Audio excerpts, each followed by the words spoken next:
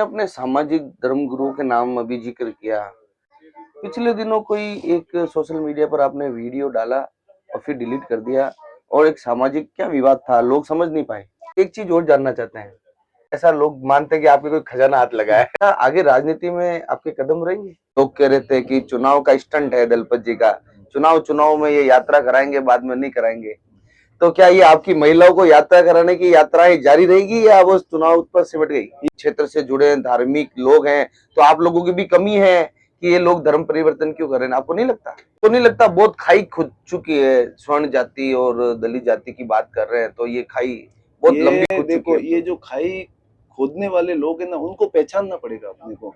जैसे मैं एक नाम भी लूंगा, आज जब आपने पूछा है तो एक वो संगठन चलाते हैं जो रावण नाम से, मेरे को पूरा नाम उनका चंद्रशेखर नाम है उनका शायद।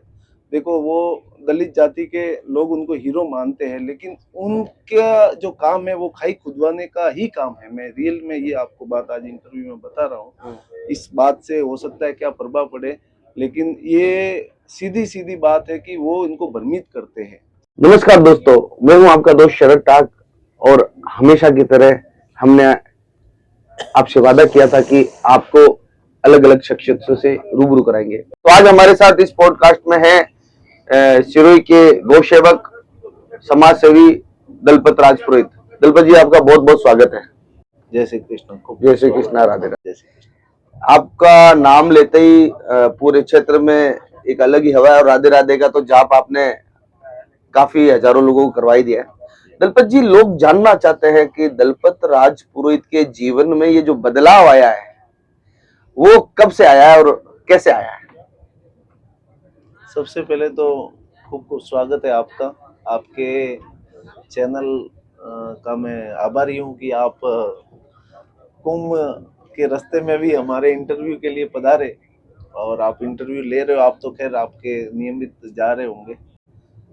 मेरा आप मतलब जीवन के बारे में जानना चाहते हो, जो आपका सवाल है वो मेरे जीवन को लेके है। आपके जीवन में ये जो धार्मिक बदलाव आया है, ये कब से आया है और कैसे आया है? ये धार्मिक बदलाव मेरा वैसे तो 2001 में मेरे गुरुजी थे सुखदेव जी महाराज, जिनके शरणों में मैं पहली बार गया था। सन 2001 की बात है। 2001 में गुरुजी के पास गया था। उस समय मैं 7 दिन रुका था उनके आश्रम में, जब पहली बार मैं किसी संतों के शरणों में गया था। उससे पहले मेरे साथ में एक मुकदमा हुआ था, जो पहली बार मैंने कोर्ट देखा उस समय। तब जब किसी को तकलीफ पड़ती है तो वो भगवान को याद करता है। तो मैंने भगवान को याद किया तो किसी मित्र ने बताया कि भाई सुखदेव जी महाराज है, हमारे एक विवाहित है, उन्होंने बताया था कि भाई उनके चरणों में आप जाओ। तो 2001 में मैं उनके चरणों में गया था। उस समय 7 दिन वहां रुका तो मुझे ऐसा आभास हुआ कि आध्यात्मिक शक्ति वो है कि अपने आने वाले भविष्य को भी बता सकती है और अपने मन में क्या चल रहा है वो भी बता सकती है। उस समय मुझे गुरुजी ने मेरे मन की बातें बता दी थी, जो मैं सोच रहा था मन में। मैं कुछ अच्छा नहीं सोच रहा था उस समय। मतलब मैं बाल बुद्धि था, मेरा 17 साल की एज थी। मेरे को ऐसा था कि जिसकी ताकत है, जिसके हाथ में ताकत है, वही मतलब सत्ता ले सकता है या वही चीज हासिल कर सकता है। मैं ऐसा उस समय सोचता था। लेकिन गुरुजी के पास गया तब उन्होंने मुझे बताया कि कल कर भला तो हो भला। मतलब भला करेगा तो ही भला होगा, बुरा सोचेगा तो भला कभी नहीं हो सकता। ये बात फिर उस समय मेरे को 2001 में दिमाग में बैठ गई थी कि भाई अपने को कहीं ना कहीं अच्छे रास्ते पे चलना है, जो गुरु महाराज ने बताया है। वैसे करते करते वैसे तो साधारण परिवार से ही है हम, लेकिन गुरु महाराज के शरणों में रहते हम धीरे धीरे करते आज वृंदावन से भी मैं जुड़ा हुआ हूँ और काफी संतों से जुड़ा हुआ हूँ। तुलसाराम जी महाराज से भी जुड़ा हुआ हूँ, रामानंद जी महाराज से जुड़ा हुआ हूँ। तो संतों के शरणों में रहने से ही आध्यात्मिक में ज्यादा मेरा मन लगा है। बाकी जैसे ही इस रास्ते पे चले तो और पॉजिटिविटी आने लगी, तो और आनंद आने लगा और रस लगने लगा। तो धीरे धीरे करके इस रास्ते पे चलते गए। बाकी ऐसा है कि हर कोई इस रास्ते पे जब चलना स्टार्ट करता है ना, उसके बाद में उसको इतना आनंद आने लगता है कि उसको लगता है कि दुनिया पागल है, दूसरे रास्ते ले रही है। जो भी है एक ठाकुर जी की ही कृपा है, उन्हीं के हाथ में है। आज अपन यहाँ बैठे हैं, मतलब अपन सोच रहे हैं कि नहीं मैंने टिकट करवा दिया, मैं 2 टायर में बैठा हूँ, संभव नहीं है। उसने सोचा है कि तू तू टू टायर में जा, तब अपन जा रहे हैं। मेरा ऐसा मानना है, ये भावना है। बाकी क्या, ये तो सब आप सार्वजनिक सब लोगों को पता ही है ये सारी जानकारी। लेकिन एक शरणागत जो कहते हैं ना, वो शरणागत होना पड़ता है किसी भी चीज के लिए। तो वो ठाकुर जी ने कृपा की है कि शरणागत ऐसा लगता है कि हम ठाकुर जी के शरणागत हुए हैं, तो उसकी वजह से ये जो भी है ठाकुर जी की कृपा वो वही है। और कुछ नहीं। आपने चुनाव के समय महिलाओं को यात्रा कराई, धार्मिक यात्रा कराई। लोग कह रहे थे कि चुनाव का स्टंट है दलपत जी का, चुनाव में ये यात्रा कराएंगे, बाद में नहीं कराएंगे। तो क्या ये आपकी महिलाओं को यात्रा कराने की यात्राएं जारी रहेगी या वो चुनाव पर सिमट गई? ये आपने खूब ठीक सवाल पूछा, आज इसके लिए आपका धन्यवाद है। क्योंकि मैं भी ये चाहता था कि लोगों को बताऊं कि भाई मेरी यात्रा कब चालू होगी, लेकिन ऐसा कोई माध्यम मिले तभी बताया जा सकता है। ये सवाल मुझे याद भी नहीं था कि आप पूछोगे, अच्छा कि आपने पूछा ये सवाल। देखो, यात्रा तो जारी रहेगी, मैंने पहले भी बोला था। अब यात्रा में मैंने ऐसे सोचा है कि उसको कोई हिंदू संगठन के जरिए यात्रा करवाई जाए। देखो, मैं अकेला कराऊं या किसी के लोगों के माध्यम से कराऊं, तो उन जो जिनके माध्यम से मैं कराऊंगा उनको ऐसा लगेगा कि भाई मेरे लिए वो काम कर रहे हैं या मेरे कहने से कर रहे हैं। तो देखो, ये तो ऐसी है कि जिसके सेवा के भाव होंगे ना, वो इस चीज को स्वीकारेगा। और मैं 2-3 संगठन है, जैसे दुर्गा वाहिनी है, बजरंग दल है, विश्व हिंदू परिषद है, तो मैं इन संगठनों के मुख्य व्यक्तियों को बात करूंगा। और अगर संगठन कोई जिम्मेवारी लेगा तो मेरी इच्छा है कि द्वारका की यात्रा नहीं करके वृंदावन की मैं यात्रा करवाऊं। और प्रत्येक महिलाओं को, विधानसभा की सिरोही की प्रत्येक महिलाओं को, जो जाने के योग्य नहीं है, जिनके पास जाने की व्यवस्था नहीं है, वैसे महिलाओं को, और मेरा उसमें एक मूल मन की इच्छा भी ये एक है कि ज्यादा से ज्यादा उन लोगों को ले जाए जो आज धर्म परिवर्तन के नाम पे जिनको मतलब प्रलोभन देके जिनको धर्म परिवर्तन कराया जा रहा है, उन लोगों को ले जाया जाए, ऐसी मेरी भावना है। आपने कहा धर्म परिवर्तन कराया जा रहा है पूरे क्षेत्र, इस क्षेत्र के लोगों में, तो कहीं ना कहीं आप नहीं मानते हैं कि धर्म परिवर्तन जिन लोगों का हो रहा है, तो लोगों की इसमें कहीं न कहीं मतलब वहाँ के लोगों की भी जिम्मेदारी है? आप लोग भी अगर वहाँ क्षेत्र से जुड़े हैं, धार्मिक लोग हैं, तो आप लोगों की भी कमी है कि ये लोग धर्म परिवर्तन क्यों कर रहे हैं? आपको नहीं लगता? नहीं, ये मैं बिल्कुल स्वीकारता हूँ। और आपने शायद नहीं सुना होगा या देखा होगा, मैंने अभी कार्यक्रम था, उस कार्यक्रम में भी ये बात रखी थी। जैसे मैं ब्राह्मण समाज से आता हूँ, तो हो सकता है कि भाई हमारे वडीलों ने कोई भूल की होगी कि कहीं भेदभाव रखा होगा। देखो, हमने तो जब से हमें समझ पड़ी है, संघ से हमारा परिवार जुड़ा हुआ है। मेरा छोटा भाई संघ से जुड़ा हुआ था, तो वो मतलब तब से हमने तो ये रखा ही नहीं है उस इस वाली बात है। लेकिन जब से हमें पता चला कि ये धर्म परिवर्तन प्रलोभन देके किया जा रहा है, तब से मेरी तो ये भावना रहती है, और सबको मैं ये बताता भी हूँ कि कैसे उनको अपने साथ जोड़े, कैसे साथ बैठ के अपन भोजन करें, कैसे मतलब एक जाजम पे बैठे, कैसे उनको भी मतलब अपने पास में लाके बिठाए, ताकि उनको कोई दूसरा उनके प्रभाव में नहीं ले। ये मेरी भावना हमेशा रहती है। और ये मैं आपके माध्यम से भी सबको कहना चाहूंगा कि विशेष अपने को लगे कि भाई जो भी, जिनको हम दलित जाति भी कह दो, तो उन जातियों के लोगों को अपने बरोबर में लाके बिठाने की आज की ये जरूरत है। नहीं तो आगे वाला समय बहुत हिंदू धर्म के लिए घातक होगा, ये मैं आपको बता दूं। जब आपने इस बात का सवाल किया है, तो ये मेरे मन की पीड़ा भी है। आपको नहीं लगता बहुत खाई खुद चुकी है? स्वर्ण जाति और दलित जाति की बात कर रहे हैं, तो ये खाई बहुत लंबी खुद देखो, चुकी है। ये जो खाई खोदने वाले लोग हैं ना, उनको पहचानना पड़ेगा अपने को। जैसे मैं एक नाम भी लूंगा, आज जब आपने पूछा है, तो एक वो संगठन चलाते हैं जो रावण नाम से, मेरे को पूरा नाम उनका चंद्रशेखर नाम है उनका शायद। देखो, वो दलित जाति के लोग उनको हीरो मानते हैं, लेकिन उनका जो काम है वो खाई खुदवाने का ही काम है। मैं रियल में ये आपको बात आज इंटरव्यू में बता रहा हूँ। इस बात से हो सकता है क्या प्रभाव पड़े, लेकिन ये सीधी सीधी बात है कि वो इनको भ्रमित करते हैं। जबकि ये संगठनों को, जैसे बजरंग दल, विश्व हिंदू परिषद, और इन लोगों को आगे आना पड़ेगा। जो स्वर्ण जाति के बोलना चाहिए सब लोगों को। हाँ, अब उसको खुल के स्वीकारना चाहिए और लाके अपने पास बिठाना चाहिए, ना कि उनको भड़काना चाहिए। ये बात उनको मैं ऐसा नहीं कह रहा हूँ कि स्वर्ण जाति का प्रत्येक व्यक्ति ऐसा करता होगा, लेकिन अगर हर व्यक्ति मेरे जैसे कहे कि नहीं मेरा भाई है तू आ बैठ पास में, तो दूसरा कैसे धर्म उसका परिवर्तन करवा के ले जाएगा? कभी नहीं जाएगा वो। लेकिन जब कहीं ना कहीं उनको उचित स्थान नहीं मिलता है ना, तब जाके खैर अपन मूल सब्जेक्ट पर आते हैं। जी आपने कहा कि यात्रा चालू रहेगी, जी यात्रा कराने के जो तरीके हैं और संगठन है उसमें बदलाव आएगा, मतलब पुराने साथी आपके साथ नहीं रहेंगे यात्रा के?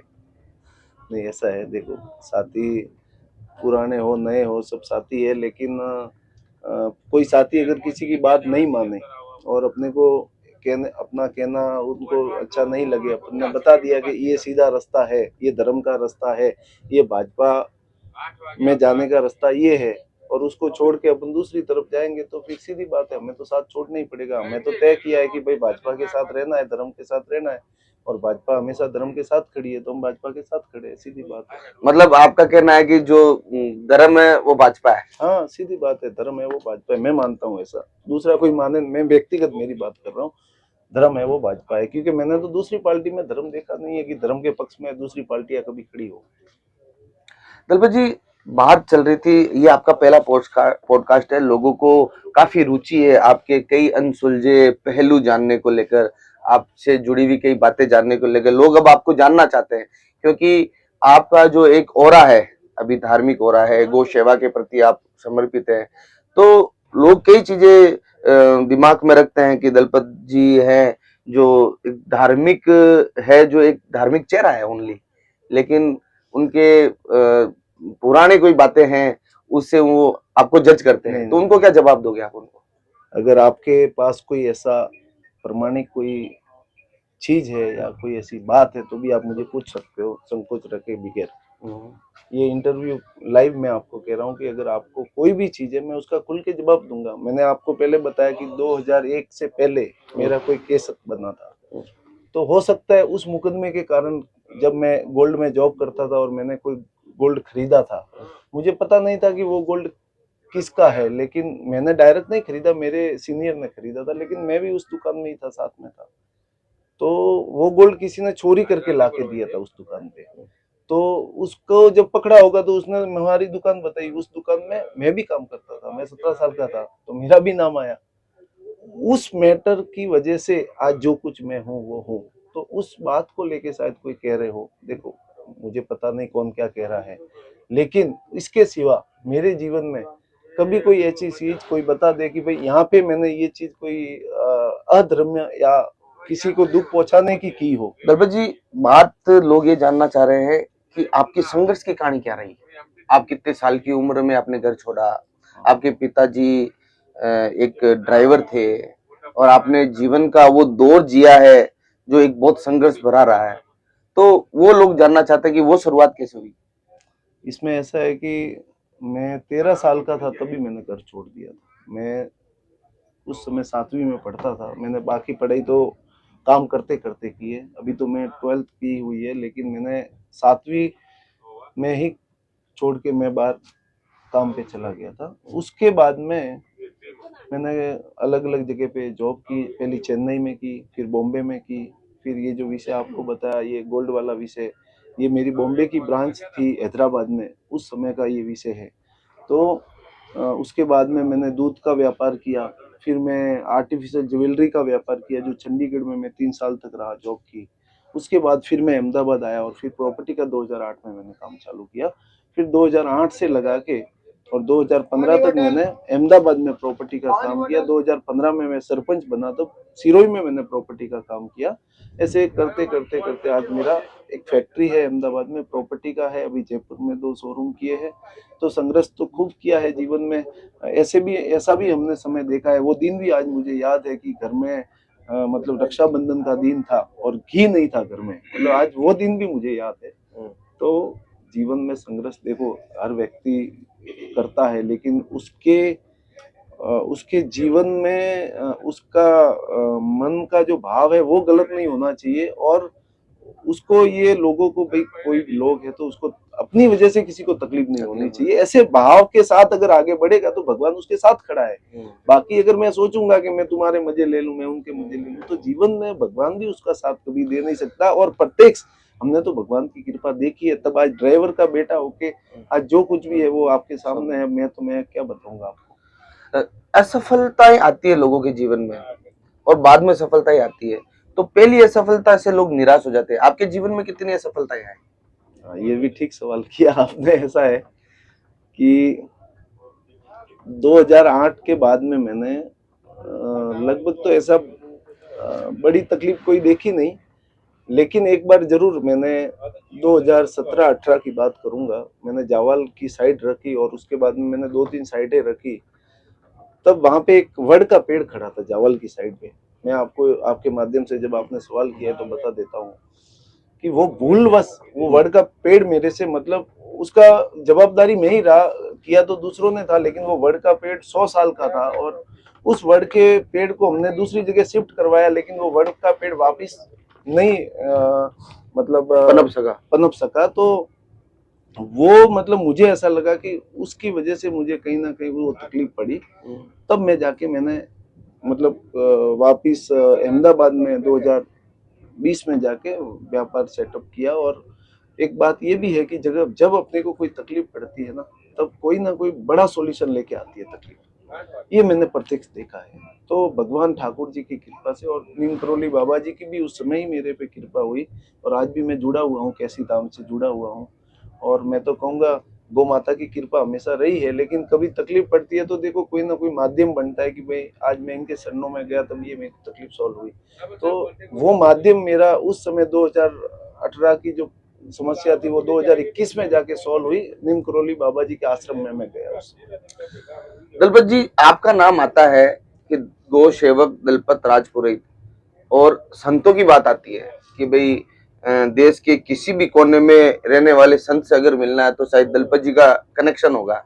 तो लगभग आप किन किन संतों से नाम जानना चाहेंगे? ताकि कुछ संतों का तो नाम नहीं ले सकते, मर्यादा है, लेकिन जिन संतों का नाम ले सकते हैं, किन किन संतों से आपका सीधा जुड़ाव है, ताकि दर्शक आपसे मिल सके, आपसे जुड़ सके, ताकि वो जानना चाहते हैं। जैसे प्रेमानंद जी की बात करें तो प्रेमानंद जी से आपका अच्छा जुड़ाव है। सबसे पहले तो मेरे जो संत है, मेरे गुरु महाराज रहे जो सुखदेव जी वावसी, जिनकी जो कृपा मैं बता रहा हूँ, अब वो देवलोक हो गए 2018 में। उसके बाद में तुलसाराम जी महाराज जो अभी गादीपति है आसोत्रा के। उसके बाद में मैं बताऊंगा रामानंद जी महाराज जो आत्मानंद जी गादी के, जो बड़े बड़े संत है। देखो वैसे तो काफी है, लेकिन जो आज मतलब लोग जिनको नाम से जानते हैं वो संतों का मैं बताता हूँ। हमारी समाज में, राजपुरोहित समाज में ये संतों का प्रभाव है जिनके मैंने नाम लिए। उसके बाद में जैसे बड़े संतों में जैसे सियाराम बापा थे जो नर्मदा किनारे पे बैठते थे, तो वो मोक्ष एकादशी को पधारे थे, लेकिन मैं 15 दिन पहले उनके दर्शन करने गया था, तभी उन्होंने बता दिया था कि मोक्ष एकादशी को मुझे जाना है। तब मैं घर से, मेरे साथ में थे सब, मैंने उनको कह दिया था कि ये लास्ट दर्शन कर लो बाबा जी के। तो ऐसे बहुत संत है, अब नाम गिनाने जाऊंगा तो शायद अपना प्रयागराज भी आ जाएगा और नाम पूरे नहीं होंगे, क्योंकि हिंदुस्तान में ऐसे बड़े संत कोई नहीं रहेंगे जिनके चरणों में मैंने जाने का प्रयास नहीं किया हो। गिरनार से लगा के, वृंदावन से लगा के, बद्री से लगा के, केदार से लगा के, और अपने जगन्नाथपुरी से लगा के, आप रामेश्वरम से लगा के, कहीं से भी ले लो आप चारों, मैं पूरे हिंदुस्तान के कोने कोने के संतों के चरणों में घुमा हूँ, और मेरे को एक अलग ही आनंद आता है जब चरणों के संतों में मैं जाता हूँ। दलपत जी, आपने अपने सामाजिक धर्म गुरुओं के नाम अभी जिक्र किया कि भी हमारे समाज के सुखदेव जी महाराज, तुलसीराम जी महाराज। पिछले दिनों कोई एक सोशल मीडिया पर आपने वीडियो डाला और फिर डिलीट कर दिया, और एक सामाजिक क्या विवाद था, लोग समझ नहीं पाए। ये ठीक सवाल किया आपने, ये भी आपका धन्यवाद है, क्योंकि ये भी हमारे समाज से जुड़ा हुआ सवाल है और लोग जानने के इच्छुक भी है। मैं सबको तो बता नहीं सकता था, लेकिन क्या था उसमें, जैसे मैं 2001 से जुड़ा हुआ हूँ ब्रह्मधाम आसोत्रा से। पूनम भरी मैंने 18 साल तक, 2001 से 2019 साल तक भरी पूनम मैंने, ठीक है। तो 2015 में मैं सरपंच बना, ठीक है। तो 2020 तक सरपंच रहा। वहाँ पे एक वर्सी होती है समाज की, उस वर्सी में हर सरपंच का स्वागत होता है। तो मेरा कभी स्वागत वहां नहीं हुआ, ठीक है। तो मैं महाराज जी से खूब करीब से जुड़ा हुआ हूँ, इसके लिए अपन कभी शिकायत करते नहीं थे। बीच में हमारे कोई संत है, उनकी वजह से कोई विवाद हो गया था, और फिर हमारे एक पट्टी है भंडार पट्टी, वो थोड़ा अभी उस मंदिर से जुड़े हुए नहीं है, हमारे एक ही परिवार के, अभी सुलझ भी जाएगा, सारी बातें हो गई है संतों के सानिध्य में। रामानंद जी महाराज इसके मतलब साक्षी रहेंगे, और बहुत जल्दी ये सुलझ रहा है। ये बहुत बड़ी बात है, बहुत अच्छी बात है। आपके माध्यम से मैं समाज को भी ये संदेश दूंगा कि जो आपने इस विवाद का जिक्र किया है, वो 7 तारीख को या 10 तारीख से पहले पहले रामानंद जी महाराज के सानिध्य में पूरा समाधान हो जाएगा। ये दोनों पक्षों से बात हो गई है, महाराज जी की, करवाने वाले महाराज जी है। देखो, आपने पूछा है मेरे को कि क्यों वीडियो डाल के डिलीट किए, तो उसका मैं जवाब दे रहा हूँ कि उसी सवाल से जुड़ा हुआ ये जवाब भी है। और उस समय मैंने जो वीडियो डाले थे, तो उस विवाद के सुलझाने के लिए डाले थे कि भाई वहां पे मेरा भी मतलब बहुत ऐसी चीज मैंने भी वहां देखी है कि वहां थोड़ा बहुत फर्क रहता है, लेकिन गुरु महाराज ने कभी फर्क नहीं रखा है। वो कहीं ना कहीं लोगों के समझ में फर्क है, तो वो भी महाराज जी ने कहा है कि उसका भी समाधान होगा। ये सारी बातें हुई, और कुछ लोगों ने मुझे कहा, जो मेरे ससुराल पक्ष से है, उन्होंने कहा कि भाई इसको आप डिलीट करोगे तो ठीक रहेगा। तो मैंने उनका मान रख के, क्योंकि मेरा बाड़मेर भी ससुराल भी है, तो उसमें कहीं ना कहीं बाड़मेर का था नाम, कि भाई बाड़मेर के लोगों की वजह से ये थोड़ा फर्क रह रहा है, लेकिन ऐसा कुछ है नहीं। जो है वो हमारी शिकायत जो करनी थी वो हो गई, तो मैंने डिलीट कर दिया कि अब उन्होंने सुन ली बात, उन्होंने बता दिया मुझे कि हम समाधान कर लेंगे, तो मैं मेरी बात क्यों रखूं सोशल मीडिया पे, दूसरे भी तो देखते हैं ना। तब मैंने उसको डिलीट कर दिया, क्योंकि मैं जवाबदारी व्यक्ति हूँ, मैं मानता हूँ मैं जवाबदारी हूँ। क्योंकि देखो, आज मैं आसोतरा में ट्रस्टी हूँ, आज मैं सिरोही राजपुरी समाज का उपाध्यक्ष हूँ, नव परगना का। तो मैं जवाबदार व्यक्ति होने के बावजूद अगर ये विवादित पोस्टें रखूं मेरी सोशल मीडिया पे, तो मुझे ठीक नहीं लगता था, और मुझे कहा गया तो मैंने फिर डिलीट कर दिया। ये उसका। दलपत जी, काफी सवाल हो गए, आपकी संघर्ष की कहानी, आपके जीवन से जुड़े ऐसे पहलू, लोगों की भ्रांतियों का जवाब भी आपने दे दिया। लोग एक चीज और जानना चाहते हैं कि वैसे तो आपने बताया कि मैं रियल एस्टेट का काम करता हूँ, आपका लोग व्यापार क्या है? आप ऐसा लोग मानते हैं कि आपके कोई खजाना हाथ लगा है। राधा रानी का खजाना हाथ लगा है, ये मैं आपको बता दूं। अगर किसी को भी ये जानना है ना, तो राधा नाम का जप करे, और राधा नाम की भक्ति में अगर वो एक बार शरणागत हो जाए ना, फिर उनको पता लगेगा। व्यापार का तो मैं आपको क्या बताऊं। देखो, आज मैंने वहाँ 100 बीघा में नर्मदा इंडस्ट्रियल एस्टेट काटा है, जो 150 करोड़ का प्रोजेक्ट है। तो मैं तो दिन रात दौड़ते हैं। देखो, आज रियल एस्टेट का काम करना है या फैक्ट्री करना है, अभी अदानी जी का कॉर्पोरेट हाउस है, उसके पास में मैंने एक जगह रखी है, ठीक है ना। तो हम दिन रात दौड़ते हैं, हम इधर से लाते हैं, उधर डालते हैं, वहां से कमाते हैं, वहां डालते हैं, तो दिन रात दौड़ते हैं। अब ये क्या है, ये भ्रांति फैलने का रीजन भी मैं आपको बता दूं कि मैंने फॉरेन एक्सचेंज का एक लाइसेंस लिया है, जिसकी वजह से मैंने आउट ऑफ इंडिया में ऑफिस की है।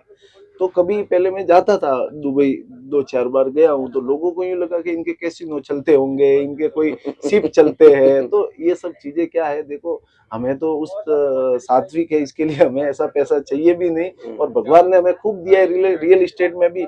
और हाँ, फॉरेन एक्सचेंज का लाइसेंस है, तो उसके कोई जैन भी, कोई दुबई का जैन भी आपके टच में है? नहीं नहीं, ऐसा है, जैन तो यूं है कि जब आना जाना होता है ना, तो कोई ना कोई मिलते हैं, तो वो तो देखो, अब कौन क्या व्यापार करता है हम पूछते नहीं है। बाकी देखो, हम तो ये मानते हैं कि अगर आपको धन चाहिए तो धर्म करे, ये सीधी प्रामाणिकता है। आप धर्म में 2 पैसा खर्चोगे तो आपको भगवान उसका 100 गुना देगा, और ये प्रत्यक्ष हमने तो देखा है। दलपत जी, अंतिम सवाल, लगभग जनता के तमाम सवालों के जवाब मिल गए हैं, लेकिन अंतिम सवाल कि ये सब कुछ आप धर्म में कर रहे हैं, अच्छा भी कर रहे हैं, आपको अच्छी अनुभूति भी मिल रही है, और आपको इसके रिजल्ट भी मिल रहे हैं, क्या आगे राजनीति में आपके कदम रहेंगे? देखो, राजनीति एक ऐसा विषय है कि अगर किसी को सेवा करनी है तो भी राजनीति में जाना चाहिए। देखो, रोज लोग राजनीति में किस भावना से जाते होंगे ये मैं नहीं जानता हूँ, लेकिन मैंने तो मोदी जी को देखा है कि वो सेवा के भाव से आए थे, तो आज देखो शिखर पे पहुंचे हैं। तो सेवा के भाव से कोई अगर राजनीति में आना चाहे तो उसको जाना चाहिए, और कभी अगर भाजपा मौका देगी और कोई ऐसा सहयोग आएगा तो सेवा करने जरूर जाएंगे, क्यों नहीं जाएंगे, बिल्कुल जाएंगे। बहुत बहुत धन्यवाद दलपत जी, आपका, आपसे आपका बात करके खूब खूब बहुत अच्छा धन्यवाद लगा। है।